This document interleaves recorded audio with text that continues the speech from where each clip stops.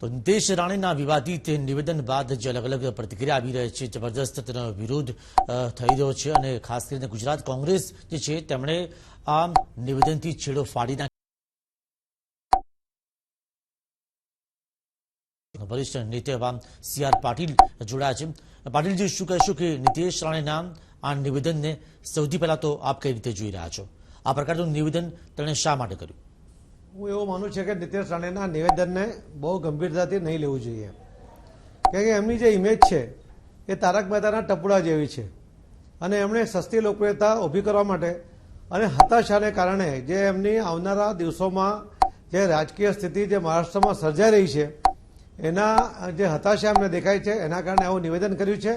મોદી સાહેબ માટે કોમેન્ટ કરવા માટેની લાયકાત પણ એમનામાં નથી ને છતાં એમને લાગે છે કે ભાઈ આવું નિવેદન કરવાથી હું આખા દેશમાં છવાઈ જાઉં એવા એકમાત્ર હેતુ સાથે એમણે આ નિવેદન કર્યું છે।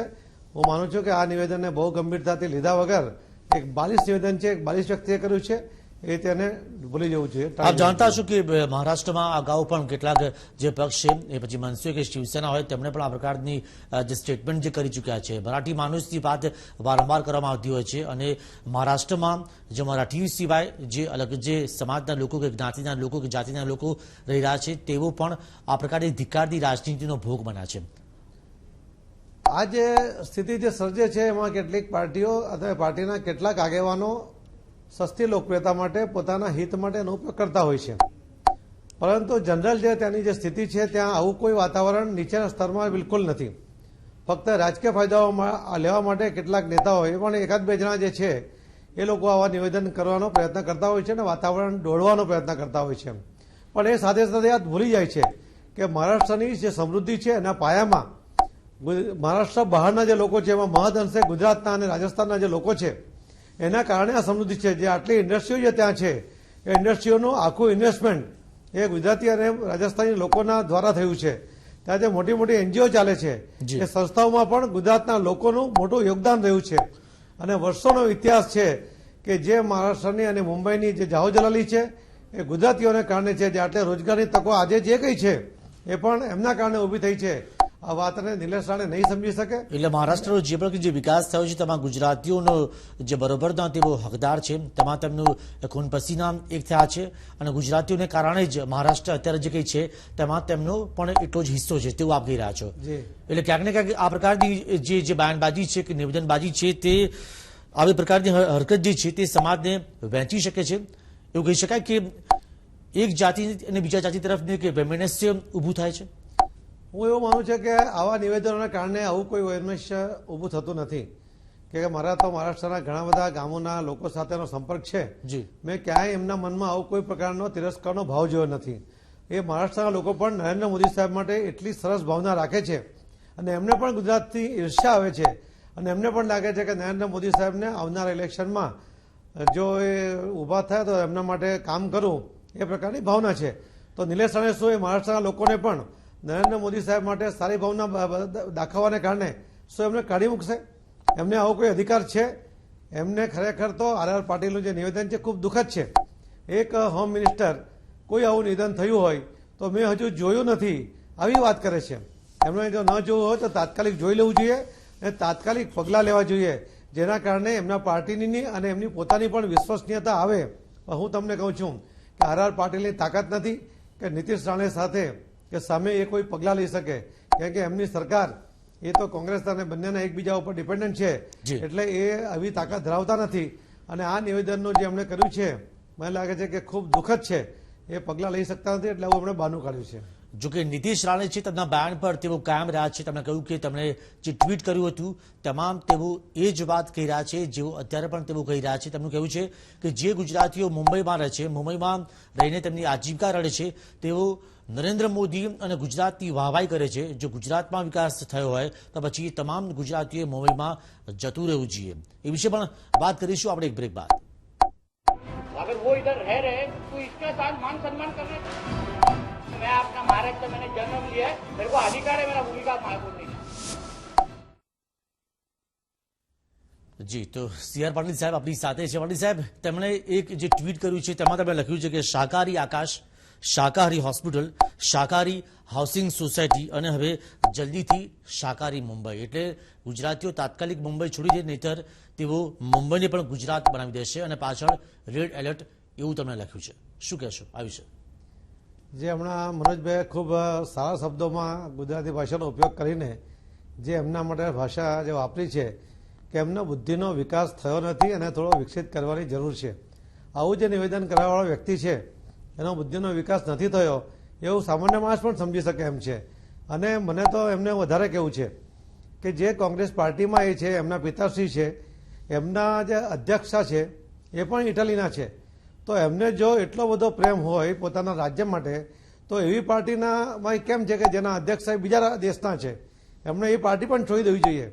અને મને લાગે છે કે જો કોંગ્રેસ એમાં સંમત નહીં હોય તો એમાંથી છેડો ફાળવાને બદલે એમને આ પાર્ટીમાંથી અને એમના ફાધરને આ પાર્ટીમાંથી કાઢી મૂકે તો જ લોકોનો વિશ્વાસ આવશે કે કોંગ્રેસ આવા નિવેદન સાથે સંમત નથી.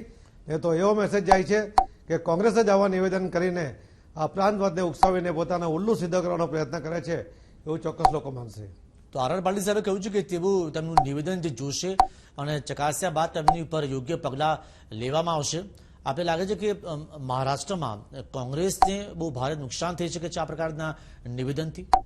આખો દેશ જ્યારે આ નિવેદન જોઈ ચૂક્યો છે ત્યારે એ ક્યારે જોવાના છે? એમણે કોઈ સમય આપ્યો છે?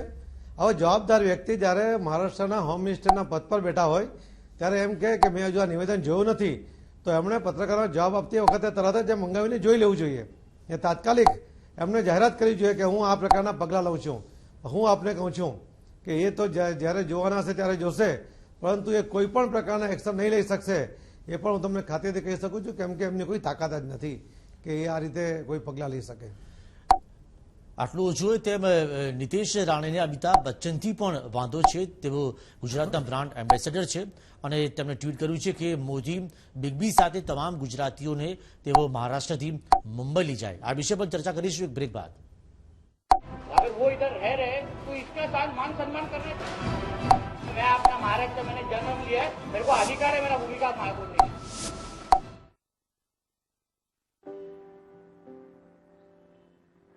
महाराष्ट्र मैंने जन्म लिया है, मेरे को अधिकार है मेरा भूमिका बोलने की. Welcome back. આપ જોઈ રહ્યા છો અમારી ખાસ રજૂઆત. મોદીના વખાણની મનાય છે અને નીતિશ રાણે જે પ્રકારના નિવેદન કર્યા અને હોબાળો મચી ગયો છે સમગ્ર દેશની અંદર. ગુજરાતીઓને તેવું તગડવા માંગી રહ્યા છે. મહારાષ્ટ્રથી ગુજરાતની અંદર તેમને ખૂંચી રહ્યા છે. ખુદ બ્રાન્ડ એમ્બેસેડર ગુજરાતના એવા અમિતાભ બચ્ચન પણ ખૂંચી રહ્યા છે. પાટીલ સાહેબ, શું કહેશો કે રાહુલ ગાંધીએ જે મંત્ર આપ્યો છે કે સોશિયલ મીડિયાનો ઉપયોગ કરો અને કોંગ્રેસની જે યોજનાઓ છે જેનાથી લોકોને જે લાભ થયો છે તેના વિશે વધુમાં વધુ લોકોને સોશિયલ મીડિયાથી લોકોને આ વાત પહોંચાડો, પરંતુ લાગે છે કે જે સોશિયલ મીડિયાનો જે ઉપયોગ જે રીતે થવો જોઈએ તેના બદલે કંઈક જુદી રીતે જ ઉપયોગ થઈ રહ્યો છે કોંગ્રેસમાં. રાહુલ ગાંધીએ તો એનાથી આગળ વધીને એમ પણ કહ્યું હતું કે મોદી સાહેબના સામે કોઈ પણ નિવેદન કરવું હોય તો 24 કલાક પહેલા તમારે મંજૂરી લેવી. જી. બીજું એમણે એવું પણ કહ્યું હતું કે જો આ શિસ્તમાં નહીં રહેશે તો એની પર હું પગલાં લઈશ. મારે આપના માધ્યમથી રાહુલ ગાંધીને પણ કહેવું છે કે તમારા તમે જે કહ્યું હતું કે 24 કલાક પહેલા નિવેદન મંજૂરી લો, આવા નિવેદન કરતા પહેલા તો શું એમણે મંજૂરી લીધી છે? અને જો લીધી રાહુલ હોય ગાંધીની વાત કોઈ માનતું નથી, તો જો એમને રાહુલ ગાંધીની વાત નહીં માનતા હોય તો એની પર એમણે એક્શન લેવા જોઈએ અને એમને પાર્ટીમાંથી કાઢી મૂકવા જોઈએ. અને આ પ્રકારની જે વ્યવસ્થા છે કે સોશિયલ જે મીડિયા છે એમાં સારી વાત મૂકવા માટે કોંગ્રેસ પાસે કોઈ મુદ્દા જ નથી. રાહુલ ગાંધીએ કહ્યું તો ખરું કે તમે કોંગ્રેસ દ્વારા થયેલા કોઈ સારા કામો તમે લોકો સમક્ષ મૂકો, પણ નિલેશ રાણેની મજબૂરી એ છે કે એની પાસે કોઈ કોંગ્રેસે દેખીતી રીતે લોકોના હિતના કોઈ કામ કર્યા હોય કોઈ મુદ્દા નથી, એટલે એમણે એના દુરુપયોગ કર્યો હોય એવું માનું છું. અને આનાથી જે પ્રશ્નો ઊભા થયા છે કે જે કોંગ્રેસમાં જે અશિસ્ત જે વકરી ગયું છે એ રાહુલ ગાંધી પણ એને સંભાળી શકે એમ નથી, એને કંટ્રોલમાં લઈ શકે એમ નથી. જો ગઈકાલના નિવેદન પછી આજે જ આ પ્રકારનું નિવેદન આવતું હોય તો એમાં પણ એમણે હવે સમજી લેવાની જરૂર છે કે પાર્ટી પરથી એમનો કંટ્રોલ ઉઠી ગયો છે. એવું લાગી રહ્યું છે કે રાહુલ ગાંધીને કોઈ ગણકારતું નથી, તેમની સૂચનાનું કોઈ પાલન કરવા તૈયાર નથી અને તેમના આ ફરમાન પછી તો અનેક પ્રકારના ટ્વીટ જે વધી ગયા છે જે તેમની પાર્ટીને નુકસાન કરતા હોય. રાહુલ ગાંધીને આખો દેશ કોઈ સિરિયસલી લેતો જ નથી અને સ્વાભાવિકપણે હવે કોંગ્રેસના પણ જે કાર્યકર્તાઓ કે આગેવાનો છે એ પણ એમને ગંભીરતાથી લેતા નથી. એમને તો એવું લાગે છે કે રાહુલ ગાંધીને રાજકારણમાં કોઈ સમજ જ નથી પડતી અને એટલા માટે એ ખૂબ પ્રયત્ન કર્યા પછી જે કંઈ નિર્ણય કરે છે એ નિર્ણયનો કોઈ અમલ કરવાનો પ્રયત્ન નથી કરતા અને એના કારણે કોંગ્રેસને ફાયદો તો આમ પણ નથી થવાનો કે આ દેશના લોકોએ નક્કી કર્યું છે કે આ વખતના ઇલેક્શનની અંદર આ કોંગ્રેસ મુક્ત ભારત જે બનાવવાની વાત છે એમાં એ તરફ આ દેશ જઈ રહ્યો છે એવું દેખાઈ રહ્યું છે. ભાજપ શું ઈચ્છી રહ્યું છે? નીતિશ રાણે સામે કોઈ કાયદેસરની કાર્યવાહી થાય તે પ્રકારની કોઈ માંગ ભાજપની? ભારતીય જનતા પાર્ટી એના માટે અમારા જે આગેવાનો છે એના માટે નિર્ણય કરશે, એ મારો વિષય નથી. જી, તો નીતિશ રાણીના આ નિવેદનથી જે રીતે હોબાળો સમગ્ર દેશની અંદર મચ્યો છે, તેમણે ગુજરાતીઓને જે તગડી મૂકવાની વાત કરી છે કે તેઓ ગુજરાતમાં પાછા જતા રહે જો તમને ગુજરાતનો વિકાસ દેખાતો હોય. તેમનું કહેવું છે પાટીલ સાહેબ કે તેઓ મહારાષ્ટ્રમાં રહે છે, ત્યાં રોજીરોટી કમાય છે, તેમની આજીવિકા કમાય છે, તો પછી તેઓ મોદી અને ગુજરાતના વિકાસના ગુણગાન કેમ ગાય છે? એટલા માટે ગુણગાન ગાય છે કે એમને દેખાય છે, એમનામાં સમજ છે કે ગુજરાત કઈ રીતે વિકાસ કરી રહ્યો છે, મોદી સાહેબ કેવી રીતે વિકાસ કરી રહ્યા છે એ જોઈ છે, એટલા માટે બોલે છે. અને મારે એમને નીતિશ રાણેને કહેવું છે કે ગુજરાતમાંથી ગયેલા ગુજરાતીઓ મુંબઈની અંદર કે મહારાષ્ટ્રની અંદર કોઈને કોઈ નાનો મોટો બિઝનેસ કરે છે, એ કોઈ ત્યાં નોકરી નથી કરતા. મહદઅંશે બધા જે બિઝનેસ કરે છે એમાં મહારાષ્ટ્રના લોકોને કે અન્ય લોકોને પણ ત્યાં નાની મોટી નોકરી આપે છે. અને એમનું જે અર્થતંત્ર છે એ આ ગુજરાતીઓના જે ઇન્વેસ્ટમેન્ટને કારણે એમના બિઝનેસના ઉપર આધારિત છે. તે સમયે આ જે એમણે નિવેદન કર્યું છે એના કારણે મહારાષ્ટ્રના લોકો પણ નારાજ થશે અને એ પણ આ જે વાત સાથે સંમત નહીં થાય હું ચોક્કસપણે માનું છું.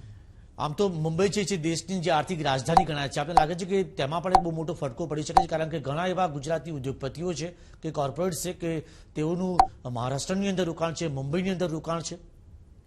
એમને આનાથી અમને કોઈ નુકસાન થવાની શક્યતા નથી કે આ એક બાળક બુદ્ધિના એક બાલિશ વ્યક્તિએ આપેલું આ નિવેદન છે, એટલે એના કોઈ પ્રત્યાઘાત આવવાની કોઈ શક્યતા હું જોતો નથી. અને હું ચોક્કસપણે માનું છું કે આખો દેશ જે રીતે એને વખોડી કાઢી રહ્યો છે ત્યારે હવે કોંગ્રેસે એની પર એક્શન લેવાનો એક સમય છે અને એમને લેવું જોઈએ એવું માનું છું. આપ માનો છો કે નીતિશ રાણેના આ નિવેદન એ ધાર્મિક કે પછી સામાજિક સમરસતા માટે ઘાતક સાબિત થઈ શકે છે? સામાન્ય રીતે આવા નિવેદન આવવાથી દરેકના મનમાં જે તિરસ્કારની ભાવના ઊભી થાય છે આવા નિવેદન કરવા માટે, એ જે તિરસ્કારની ભાવના ઉત્પન્ન થાય છે એનો મતલબ છે કે લોકો આવી વાત સાથે સંમત નથી, એટલે એના કોઈ ખરાબ પરિણામ બાકીના લોકો પર પડવાના નથી. આપ મહારાષ્ટ્રમાં કેટલું ઊંચું યોગદાન જોઈ રહ્યા? કારણ કે જો શેર બજારની વાત કરીએ તો કે પછી રિલાયન્સની જો વાત કરીએ તો એવા તમામ જે ક્ષેત્ર જે છે જે આર્થિક રીતે સંકળાયેલા છે, ઉદ્યોગ સાથે સંકળાયેલા છે, તમામ ગુજરાતીઓનો જે ફાળો રહેલો છે. કારણ કે જ્યારે મહારાષ્ટ્ર અને ગુજરાત જ્યારે એક હતું ત્યારબાદ 1960 બાદ ગુજરાતની જે સ્થાપના થઈ, હજુ પણ એવા કેટલા ટકા એવા ગુજરાતીઓ છે કે જેને કારણે મહારાષ્ટ્ર એ પોતે આનબાન શાંતિ પોતે આગળ વધી રહ્યું છે. નીતિશ રાણેનું એવું કહેવું છે કે જો ટુરિઝમની વાત કરતા હો તો મહારાષ્ટ્ર એ ગુજરાત કરતા આગળ છે ટુરિઝમની અંદર, અને જો રોકાણની વાત કરતા હો તો પણ મહારાષ્ટ્ર ગુજરાત કરતા આગળ છે. આ જે કોઈ ઇન્વેસ્ટમેન્ટ છે એ મહારાષ્ટ્રનું છે કે ગુજરાતીઓનું છે એનો પણ એમને ફોડ પાડવો જોઈએ. આખા દેશના લોકોની સામે એમણે આ વાત પણ વિગતવાર મૂકવી જોઈએ. તો જેમના ઇન્વેસ્ટમેન્ટ છે એમને જ મહારાષ્ટ્રમાંથી બહાર જવા માટેની વાત એ કરે એમના માટે શોભા આપતું નથી. અને જે લોકો શાંતિપ્રિય છે, પોતાનો બિઝનેસ શાંતિથી વિકસાવે છે અને જ્યારે આખા દેશની અંદર જ્યારે વાણી સ્વતંત્ર છે એનો એમણે પોતે ઉપયોગ કરે છે, તો કોણ વ્યક્તિ એને ગમે છે, કઈ પાર્ટી એમને ગમે છે એ તો લોકોએ નક્કી કરવાનું છે. જો મહારાષ્ટ્રના ગુજરાતીઓએ જ્યારે નરેન્દ્ર મોદી સાહેબ માટે લાગણી બતાવી હોય તો એમાં એમનો અધિકાર છે, એ પોતાની લાગણી વ્યક્ત પણ કરી શકે એમ છે.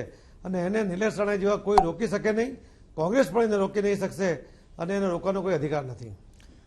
એવું કહી શકાય કે આ પ્રાંતવાદની જે રાજનીતિ જે શરૂ થઈ ગઈ છે અલગ અલગ રાજ્યોની અંદર, બિહારમાં જે બિહારીઓ છે તે બિહારમાં જતા રહે, ઉત્તર પ્રદેશના જે યુપીના લોકો છે તે ઉત્તર પ્રદેશ જતા રહે, કેટલું ખતરનાક સાબિત થઈ શકે છે? કારણ કે જો ગુજરાતની વાત કરીએ તો તમામ પ્રકારના જ્ઞાતિ જાતિના લોકો રહે છે અને આ પ્રકારના નિવેદન ક્યારેય ગુજરાતમાંથી જોવા નથી મળ્યા. હું ચોક્કસપણે માનું છું કે જો આ વાત આ પ્રમાણે થાય એ ખરેખર દેશને નુકસાન કરતા છે, પરંતુ ઘણા બધા પ્રયત્ન પછી પણ મહારાષ્ટ્રમાંથી કોઈ જાતની હિજરત થઈ નથી. કે સામાન્ય લોકો આ વાત સાથે સંમત નથી એ બધા જ લોકોને સહજતાથી સ્વીકારતા આવ્યા છે. વર્ષોથી આખા દેશના લોકો મહારાષ્ટ્રમાં પણ રહે છે, ગુજરાતમાં પણ રહે છે. આજે ગુજરાતમાં જે રોજગારીની તકો વધુ ઊભી થઈ છે, જે મોદી સાહેબે જે વિકાસ કર્યો છે એના કારણે જે સુવિધાઓ વધી છે, એટલે ઉલટા હવે ગુજરાતમાં બહારના લોકો વધુ આવતા થયા છે. અને ગુજરાતના લોકોની જે સહનશીલતા, જે સહિષ્ણુતા છે અને જે રીતે એ આવકાર આપે છે એના કારણે એમને આ ગુજરાતમાં રહેવા જેવું લાગે છે. એ ઇન્ડસ્ટ્રી હશે કે સામાન્ય વ્યક્તિ હશે. આપણે ટાટાની વાત કરીએ કે નેનો જ્યારે ત્યાંથી એમને પશ્ચિમ બંગાળમાંથી જવું પડ્યું ત્યારે દૂધે દાજેલા હોય તો છાશ પણ ફૂંકીને પીએ. એટલે એમણે કયું રાજ્ય પસંદ કરવું ત્યારે એમણે ખૂબ વિચાર કર્યો હશે. ત્યારે ઘણા બધા રાજ્યોમાંથી એમને આમંત્રણ હતું, કોંગ્રેસ શાસિત બીજા રાજ્યોમાંથી પણ આમંત્રણ હતું, છતાં એમણે ગુજરાત પસંદ કર્યું. એનો મતલબ એ છે કે ટાટા પણ એમને પણ લાગે છે કે ગુજરાત એક સારું રાજ્ય છે, અહીં જે વિકાસ થઈ રહ્યો છે યોગ્ય છે, અહીંયાના મુખ્યમંત્રી જે રીતે લોકોની કાળજી લે છે, જે કાયદો અને વ્યવસ્થાની પરિસ્થિતિને એમણે જાળવી છે, તો આવા જ રાજ્યમાં જઈ શકાય અને એટલા માટે ગુજરાતમાં આવ્યા છે. એ સિવાયને પણ ઘણી બધી ઇન્ડસ્ટ્રી જે આવી રહી છે, જે મોટું રોકાણ પણ આવી રહ્યું છે, એ નરેન્દ્ર મોદી સાહેબને કારણે આવી રહ્યું છે. તો નીતિશ રાણે છેલ્લે એ પણ કહ્યું કે જેવું તમને ગુજરાતમાં વિકાસ દેખાતો હોય તો મહારાષ્ટ્રમાં વસતા ગુજરાતીઓ ગુજરાત તરફ જતા રહે, તેઓ આગે કૂચ કરે. અને ઉત્તરાખંડમાં જે રીતે નરેન્દ્ર મોદીએ તમને જે દાવો કર્યો હતો અને કે 15,000 લોકોને તેમણે બચાવ્યા હતા, તે રીતે મહારાષ્ટ્રમાંથી પણ તેઓ ગુજરાતીઓને લઈને તેમને ગુજરાતમાં તેમનો વસવાટ કરાવે, મરાઠીઓને શાંતિથી અહીં જીવવા દે. આ જ કારણોથી, આ જ નિવેદનથી હોબાળો મચ્યો અને તેમના આ નિવેદનને એક રાજનીતિ ગણવામાં આવી રહ્યું છે, ઘાતક રાજનીતિ ગણવામાં આવી રહ્યું છે, જે દેશને ખરેખર નુકસાન થાય તેમ છે. પટેલ સાહેબ, આપનો આભાર આ ચર્ચામાં જોડાવા બદલ. તો અમારી આ ખાસ રજૂઆતમાં અત્યારે બસ આટલું જ. વધુ સમાચાર માટે આપ જોતા રહો TV9. अगर वो इधर रह रहे तो इसका साथ मान सम्मान करने. मैं अपना महाराष्ट्र मैंने जन्म लिया है, मेरे को अधिकार है मेरा भूमिका बोलने का.